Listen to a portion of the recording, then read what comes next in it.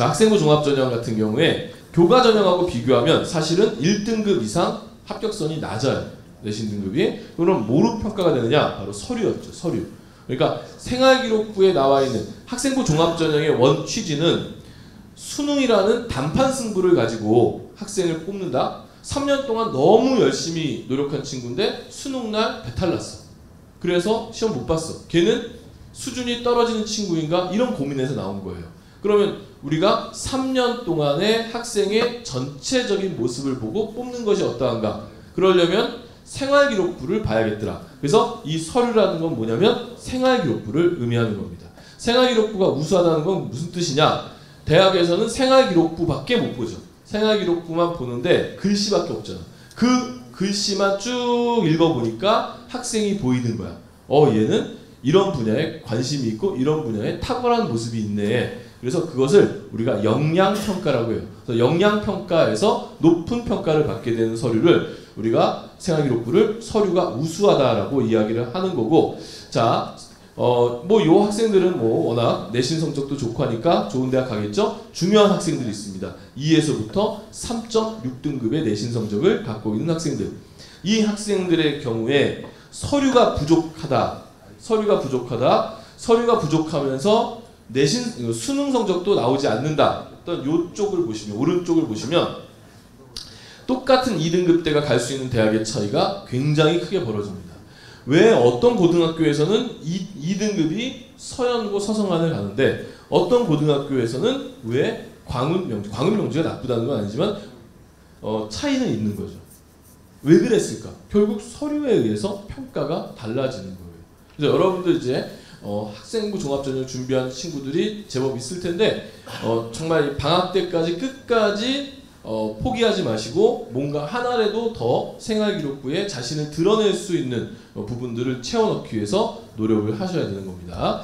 그래서 특히 가장 눈여겨보이는 친구들은 3등급대 아이들인데 3등급대 같은 경우에는 학생이 전국적으로 굉장히 많아요. 각 학교마다 3등급이 규모가 많기 때문에 전국적으로 보면 엄청 많은데 이 3등급대 학생들이 갈 수 있는 대학의 급이 교과전형하고 비교가 안 될 정도로 좋은 대학을 가게 되니까 생활기록부의 이 서류 이것을 위해서 정말 끝까지 노력해 주시기 바라겠습니다. 이건 교과전형을 가야 되겠죠. 서류가 부족하면. 자, 그러면 학생부 종합전형의 요소가 뭐냐? 3대 평가 요소가 있어요. 하나는 학업 역량, 또 하나 진로 역량, 또 하나 공동체 역량이에요. 그럼 이걸 가지고 보여드리면 많은 사람들이 아이고 저거 보세요. 결국 학생부 종합전형도 성적으로 뽑는 거 아닙니까? 학업 역량 보잖아요. 이렇게 얘기하는데 그게 아니에요. 성적으로만 뽑을 수 있는 대학도 있지만 여기서 말하는 학업 역량이라고 하는 거 이게 올해 모든 대학에 적용이 됩니다. 그러니까 작년까지는 대학마다 적용 방식이 평가 요소가 조금씩 달랐는데 올해는 대부분 이 세 가지 학업 역량, 진로 역량, 공동체 역량으로 통일됐어요. 그래서 어떤 대학은 학업 역량 30%, 진로 역량 50%, 공동체 역량 20%. 어떤 대학은 학업 역량 50%, 진로 역량 30% 이런 식으로 대학마다 평가하는 어떤 그 비중은 좀 달라요. 하지만 이 세 가지 기준은 똑같습니다. 그럼 학업 역량이 뭐냐? 공부 잘한 학생을 뽑는 거냐? 그게 아니고 고등학교 여러분 왜 다니죠? 여러분 지금 이제 2년 반을 다녔는데 고등학교 왜 다녔어요? 대학 가려고? 거꾸로 생각해 봅시다. 만약에 여러분들이 중학교를 졸업하고 고등학교를 안 갔다면 지금 여러분들이 알고 있는 상식, 지금 여러분들이 알고 있는 지식이 있을까요? 없다는 거죠. 그러니까 여러분들은 중학교를 졸업하고 고등학교를 왔기 때문에 어떤 지식들을 쌓아 나간다. 즉 고등학교는 성장하는 곳이에요. 바로 학업 역량이라고 하는 것은 여러분들이 고등학교를 3년 동안 다니면서 이렇게 주어진 유식의 기회들을 얼마나 많이 활용했느냐, 즉 학업적으로 얼마나 성장했는가를 평가하는 거예요.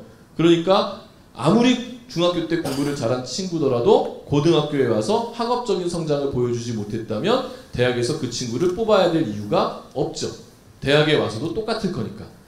그래서 이 학업 역량이라고 하는 것은 결과물을 얘기하는 것이 아니라 고등학교를 다니면서 공부, 수업에 대해서 자신이 취했던 태도와 그 자세들을 종합적으로 평가하는 거예요.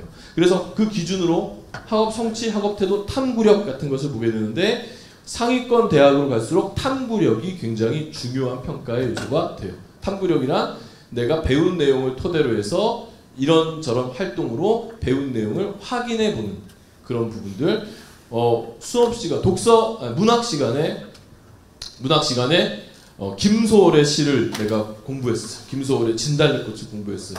선생님이 이 시는 이러이러한 배경에서 나오고 이런 문장은, 이런 단어는 이런 과정에서 쓰여진 거다.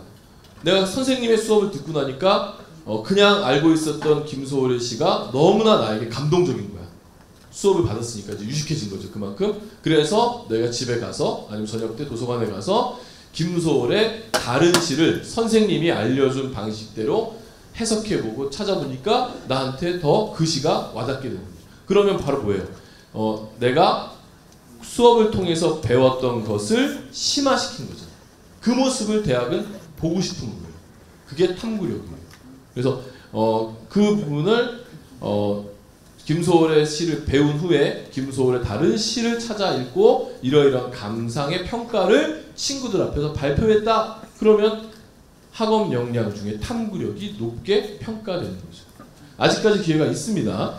자, 진로 역량이라는 게 뭐냐? 진로 역량, 여러분들은 각자 어떻게든 살겠죠? 근데 18, 17, 18, 19 굉장히 중요한 나이인데 이때 미래에 대해서 생각하는 학생을 대학이 좋아할까요? 아무 생각 없는 학생을 좋아할까요?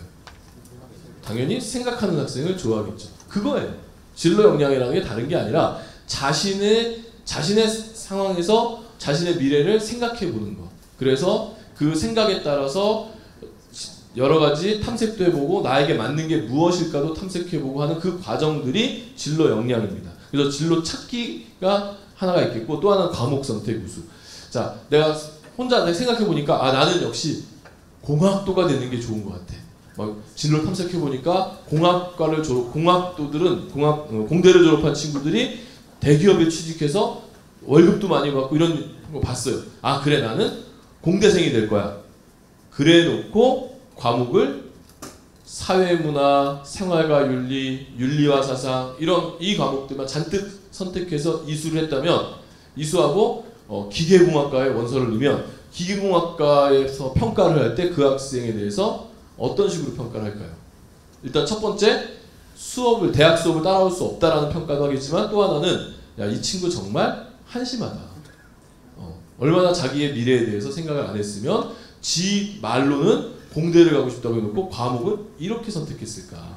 이렇게 평가를 받는 거예요. 그래서 과목 선택도 굉장히 중요한 부분이고 그 다음에 이제 공동체 역량은 같이 사는 거죠. 오탄이라는 선수 아나요?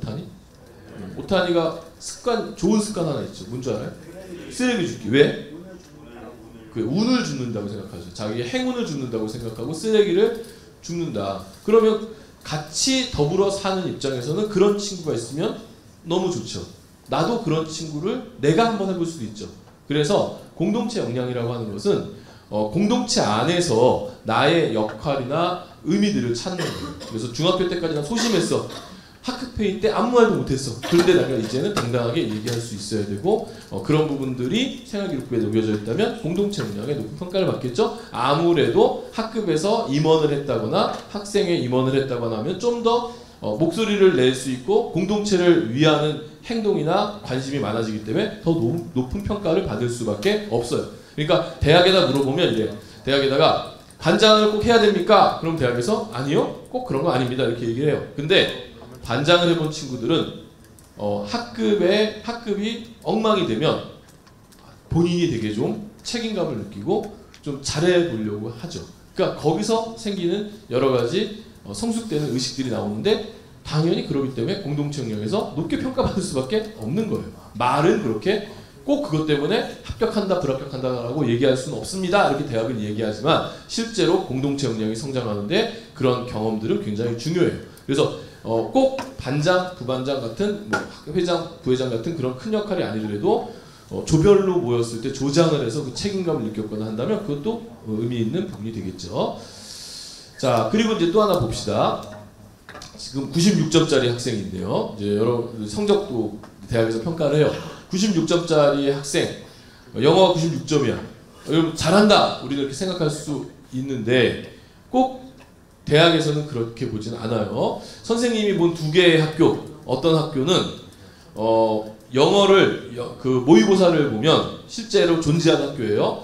모의고사를 보면 전교생의 3분의 1이 1등급이 나오고 나머지 3분의 2가 거의 3등급 이내인 학교가 있어요. 실제로 대한민국에 존재하는 학교 있어요. 일반고입니다. 반대로 정말 충격적이었던데 여러분들 그런 사람 없겠죠? 서울에 있는 어떤 고등학교에 기초반에 그 컨설팅을 갔는데 정말 충격이었어요. 학생들이 BOY를 못 읽어요. 보이를 못 읽는 거야. 고등학생이. 똑같은, 그러니까 대한민국 안에 어떤 고등학교 학생들은 대부분이 1, 2, 3등급 안에 드는, 모의고사 1, 2, 3등급 안에 드는 학생들로 존재하는 학교가 있고, 어떤 학교는 알파벳조차도 제대로 이해 못하는 학교가 있어요. 그러면 자, 모든 학생들이 3등급 안에 들어가는, 전국 모의고사 3등급 안에 들어가는 영어 실력을 가진 학교에서는 영어 문제를 쉽게 낼까요? 어렵게 낼까요?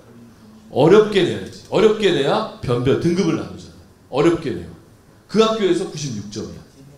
걔는 진짜 영어를 잘하는 학생이겠죠. 반대로 알파벳도 모르는 학교에서는 영어 문제를 쉽게 내겠죠. 그러면 영어 문제를 쉽게 내면 누가 96점이 나오느냐? 중위권 학생입니다. 성적이 낮은 아이들을 위해서 문제를 쉽게 냈더니 성실한 중위권 학생들이 영어 실력이 탁월하지 않지만 96점이 나와요. 그럼 대학이 이걸 평가를 하는 거죠. 그런데 3년 전, 4년 전만 해도 대학이 이거 평가하기가 쉬웠어요. 영문과에서 영어 잘하는 학생을 뽑고 싶은 거야. 근데 96점인 거야. 뭐만 보면 될까요? 이 학교 어느 고등학교 출신이야? 그것만 보면 확인할 수 있었어요. 그런데 이제는 2년 전부터 블라인드 평가를 해요. 확인이 안 돼. 확인이 안 되니까 어떻게 해야 되느냐?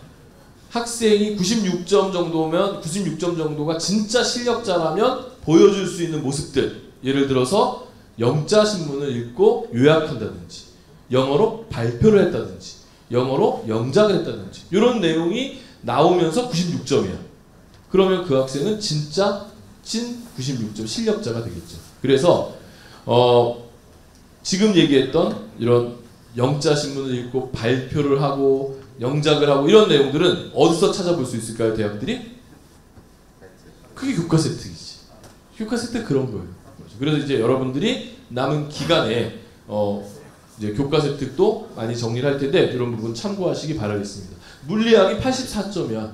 이거 잘한 걸까요, 못한 걸까요? 알 수가 없어요. 근데 한 가지 확실한 거, 만약에 이 친구가 물리를 선택하지 않았으면 물리 지식이 제로였겠지. 근데 물리를 선택해서 들었기 때문에 84가 나왔겠죠.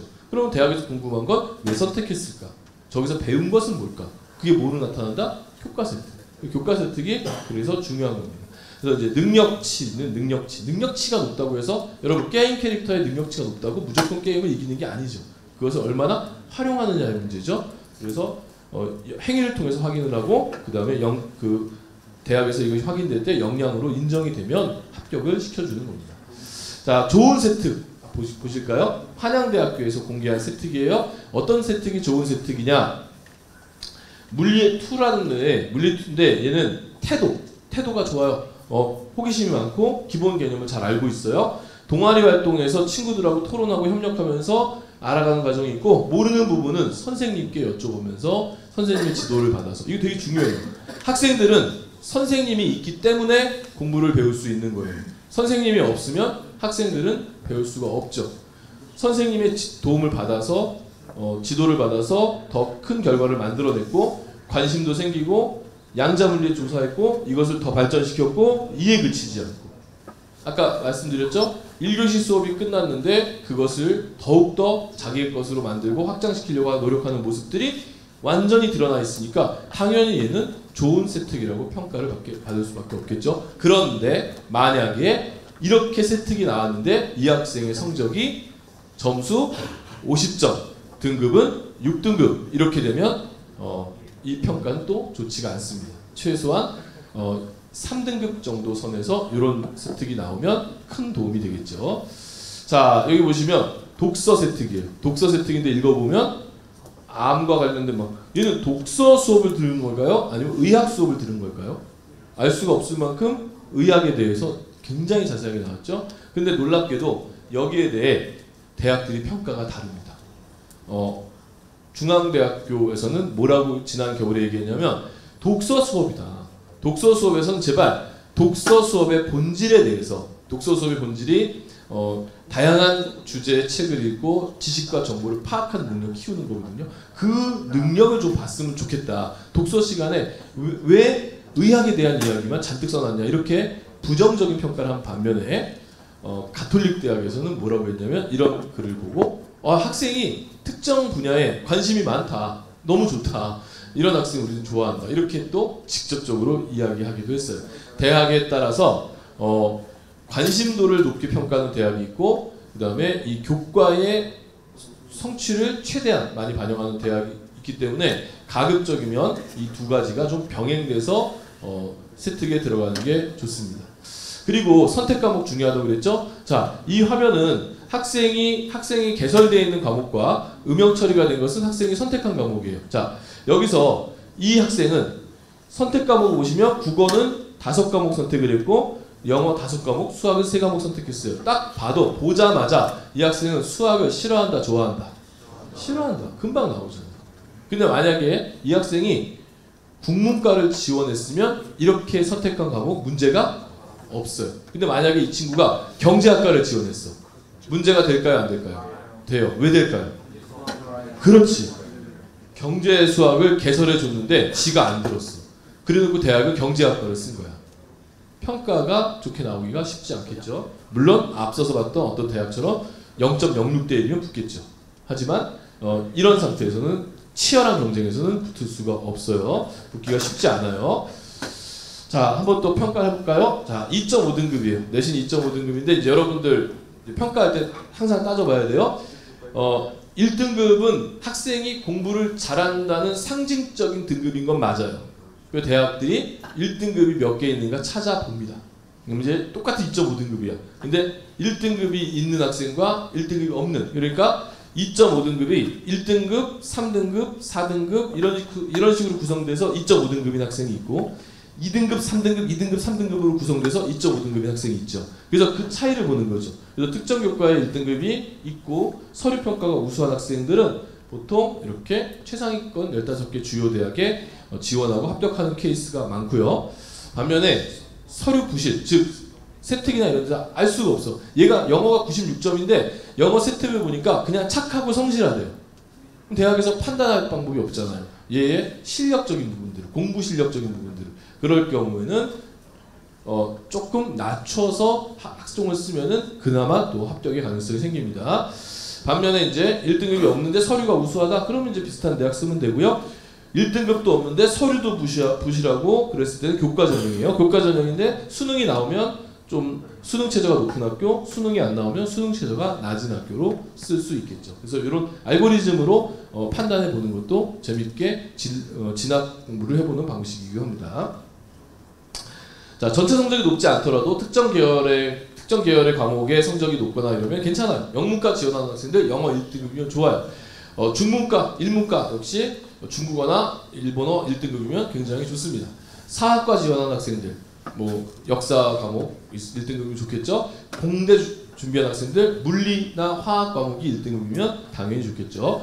그다음에 보통 이제 합격은 확신할 수 없어도 불합격되는 거 쉽게 구분되거든요. 너무 부실한 생활기록부는 금방 딱 알아요. 그래서 여러분들이 끝까지 최선을 다해주시기 바라겠습니다.